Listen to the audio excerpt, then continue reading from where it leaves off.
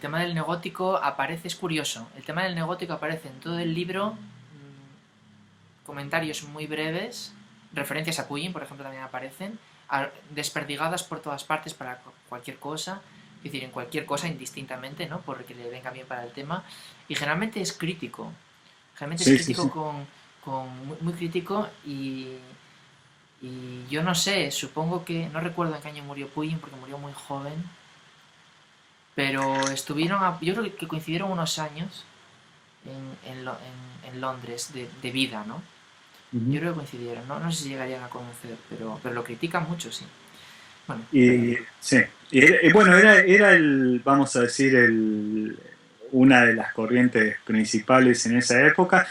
De vuelta, al punto que nadie lo, digamos, muchas veces no es consciente de eso nadie, y para ser justos, el que de alguna manera sí lo dice Frampton, este tema yo creo que Frampton lo dice equivocadamente, pero en eso tiene razón, de que esta cuestión de la revalorización de los materiales y la estructura y la construcción y todas las variantes que le quieras encontrar, porque de vuelta son muchas cosas para los que a veces se usa un concepto englobador que resulta engañoso, pero todas esas preocupaciones como contrapuestas a la expresión de la superficie, la cuestión plástica y la preocupación por el espacio, que Semper asocia a la romanidad y al Renacimiento, sí es un contraste válido, es un contraste que viene del siglo XIX, es un contraste que se repite tal cual en el siglo XX. Por ejemplo, en la obra de Le Corbusier vos pasas de Savoie y la forma pura a, a las obras de bóvedas y mampostería vista y qué sé yo, y vos decís, bueno, esta es una obra neogótica, esta es una obra romana, ¿no? respecto a lo neogótico, Mm. yo no tengo el recuerdo exacto y no me atrevo a decirlo, ¿no? Pero tú me sacarás de dudas. No sé si es Semper, es que lo he leído recientemente, o en los últimos 2 meses. Una referencia de una explicación de por qué el gótico y el neogótico, en esa apariencia y en esa lectura que nos ofrece, no sé si era una de las críticas que hacía, de que es claro estructuralmente, es todo lo opuesto.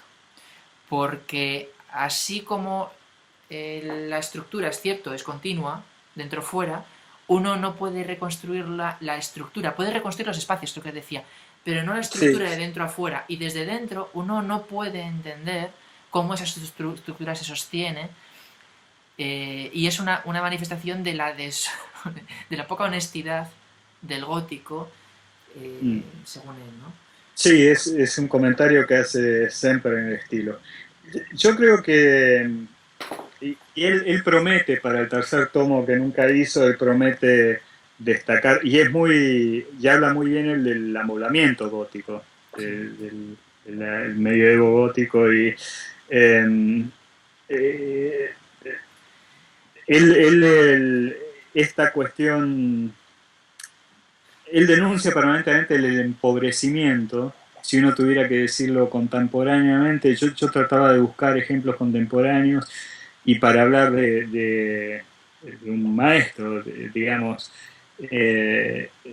cuando uno ve la capilla de Mies van der Rohe en Illinois, en el campus, a mí siempre me había sorprendido hace años cuando leía que Mies van der Rohe se refiere muy elogiosamente a un colega suyo que se había quedado en Alemania, que es Rudolf Schwarz, y, y que se dedicó sobre todo a la arquitectura religiosa. Y yo, chico, cuando escuché ese comentario, en la arquitectura religiosa me pareció una preocupación casi anticuada, y me parecía raro que un maestro como Mies van der Rohe se refiera a un arquitecto para mí en ese momento desconocido y menor en ese sentido como Schwartz. Años después lo busqué a Schwartz, apareció un libro, y es un tipo que se dedicó con los recursos absolutamente modernos, si uno podría decir milicianos, a hacer arquitectura religiosa, y vos ves toda una serie de preocupaciones arquitectónicas, materiales, espaciales, de luz, de procesión, etcétera, que en la capilla de Illinois no la ves, del campus de Illinois no las ves.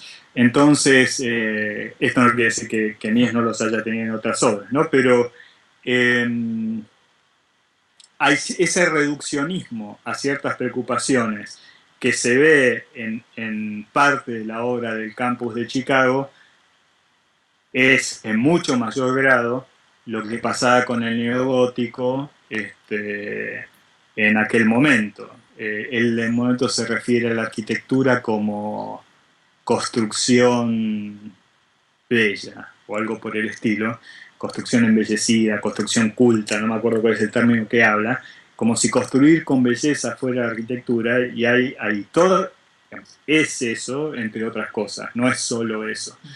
Y no es necesariamente siquiera eso, ¿no? Un ejemplo muy claro que menciona es de la vasijería griega, que después uno lo traslada a otras cosas, ¿no? Pero él dice, mira, te está hablando de vasijería y va cambiando el material y el tipo formal se mantiene. Y Sí, las preocupaciones estéticas, quiere decir que hay ciertas preocupaciones estéticas que son independientes del material. esto es... vamos a intentar después seguir el guión, porque si no, quien lo Mm, siga y quien lo escuche no dale, va a enterar de nada. Pero respecto a esto, yo recuerdo cuando estaba leyendo a Semper que me recordaba mucho a un libro de Puyin. No sé si decir si era de los verdaderos principios, creo que era el de los verdaderos principios de la arquitectura ojival, y no el otro, ¿no? No el de no el inicial, porque el inicial es más como más de temas sociales y religiosos. uh -huh. Yo creo que era el de los verdaderos principios. Y Puyin ahí pone un ejemplo que tiene un poco de relación con lo que estamos hablando de Semper, de los materiales y las formas asociadas en principios materiales. Y entonces dice, las verjas góticas, antiguas góticas, tienen mucho sentido, porque son barras metálicas que simplemente son barras. Sin embargo, hoy en día, nuestros compañeros supuestamente neogóticos están haciendo construcciones que antes eran en madera, ahora en metal. Y es un gran error, porque no están siguiendo la forma lógica de trabajar con ese material. Y me recordó a esto, ese libro creo que es del 41. O sea que en el ambiente había estas preocupaciones, pero claro, Semper lo desarrolla indudablemente mucho más que... Y lo que pasa, a mí lo que me pasa es que yo leo, y yo con Viollet-le-Duc tengo un enorme respeto, digamos, y creo que es un libro que sigue conviniendo leer hoy, y que es una locura que, por ejemplo, que el diccionario no esté traducido al español y qué sé yo, pero uno los lee como libros con preocupaciones de su momento, y como que están más... como que en algunos aspectos quedaron superados. Eh, a mí, Semper, hay muchas de esas cuestiones del momento a las que Semper le pasa de largo y busca las preocupaciones fundamentales, digamos, y eso es lo que a mí me parece que los separa de todos estos contemporáneos, que de hecho lo hace mucho más moderno que muchos libros posteriores. Muchas de estas consideraciones que menciono en la introducción, en esas notas a la traducción, hay libros una, dos y tres generaciones posteriores que entienden de manera más elemental y tonta, si se quiere, eh, cuestiones que siempre planteó muy bien, y las plantea encima de una manera que, insisto, te dan ganas de ponerte a dibujar, cosa que no me pasa con otros autores, ¿no? Yo sí creo que escribí un articulillo de esto, una especie de glosa extensa sobre Puyin, y yo sí tengo respeto por el planteamiento de las cosas que hace Puyin, y sobre todo por lo poco que se le ha entendido después y lo poco que se le ha valorado el planteamiento arquitectónico. Se le ha considerado un tipo religioso, excéntrico, católico absurdo, y quizá su primera obra de cuando era joven, en la que bueno, su padre era un experto del gótico y todo esto, bueno, pues cuando defiende el gótico como obra propia, estilo propio de la arquitectura para el catolicismo, pues se le tacha por esa obra, pero la de los verdaderos principios de la arquitectura es un análisis de asuntos concretos de la arquitectura que van desde cómo son los nervios de las bóvedas, cómo es la plementería, cómo es todo, que a mí Sí. me parece muy, muy bueno.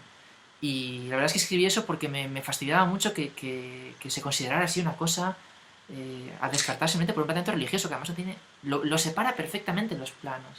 Entonces, aunque no lo Sí. desarrolla todo lo que sería deseable, es también una posición muy interesante.